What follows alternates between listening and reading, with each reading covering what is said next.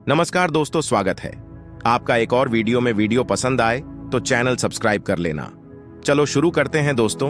कभी कभी हम जो सुनते और समझते हैं वह पूरी तरह सत्य नहीं होता।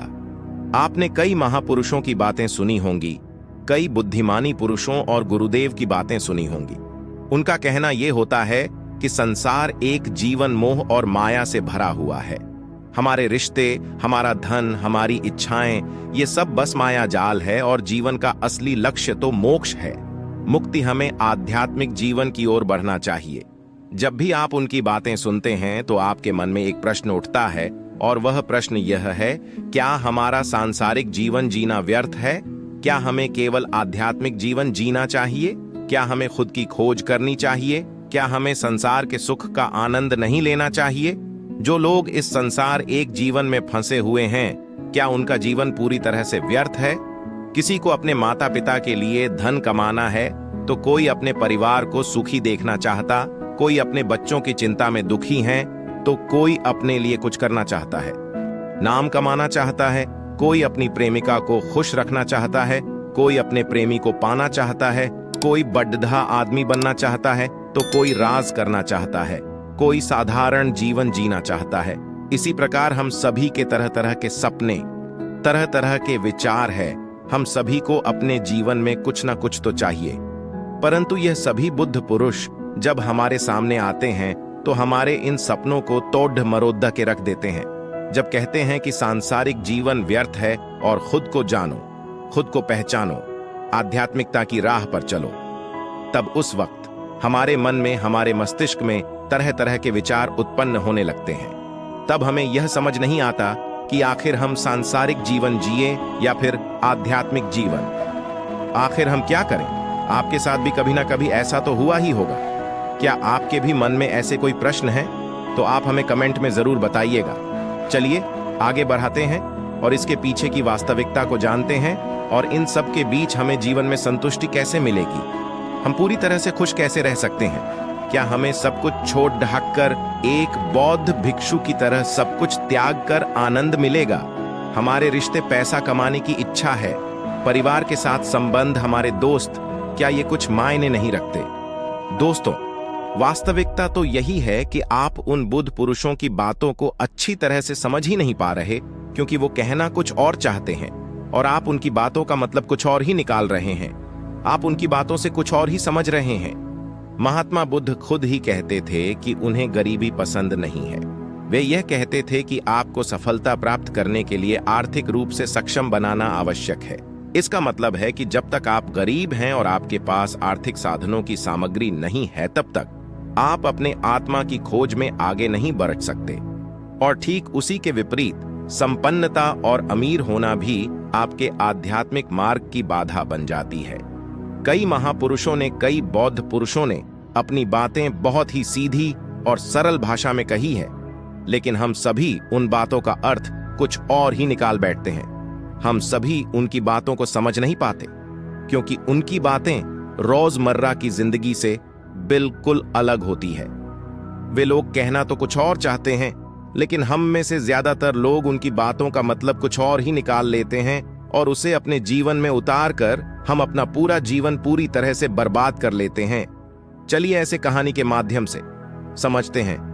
एक बार की बात है, महात्मा बुद्ध नगरवासियों को उपदेश दे रहे थे। महात्मा बुद्ध कह रहे थे कि संसार के माया जाल में मत फंसो, संसार से ऊपर उठो। संसार से ऊपर उठकर ही तुम संसार को जी सकते हो।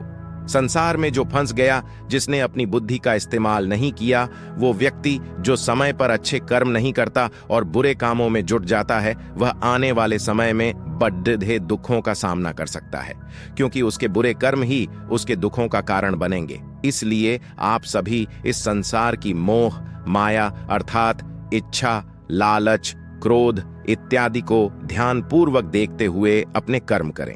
इतना कहकर महात्मा बुद्ध ने अपना उपदेश समाप्त किया और वहां से चले गए।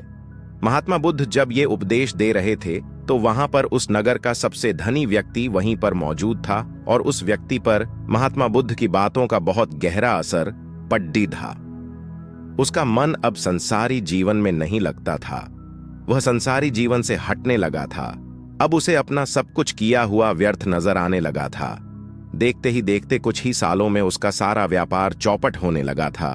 उस धनी व्यापारी के परिवार के सभी सदस्य उसे इस तरह से देखकर बहुत चिंतित रहने लगे थे, और जब भी कोई उससे बात करने की कोशिश करता था तो वह धनी व्यापारी एक ही बात कहता, यह धन दौलत तो बेकार की चीजें हैं, ये सब तो मोह माया है, सब बेकार है।